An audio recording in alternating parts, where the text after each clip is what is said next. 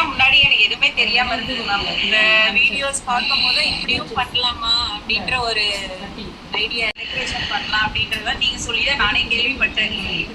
அதனால இப்போ ரொம்ப நல்லா இருக்கு. பண்ணவும் ஒரு இதுலயும் இப்படி பண்ணலாமா, ஈஸியா இருக்கும் அப்படின்ற ஒரு தாட் வந்துருச்சு மேம். இப்படி பண்ணிடலான்னு ஒரு இது இருக்கு.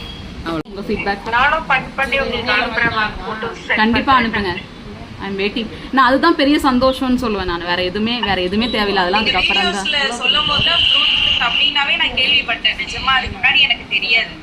இப்படி பண்ணலாமான்றதே வந்து இப்பதான் தெரியும். Super super. அது வீடியோல வந்து மேம் நிறைய பேர்த்தோட நான் பாத்திருக்கேன். உங்களுதுலதான் அந்த கலர் காம்பினேஷன் வந்து அவ்வளோ ஒரு ஆப்டா இருக்கும்.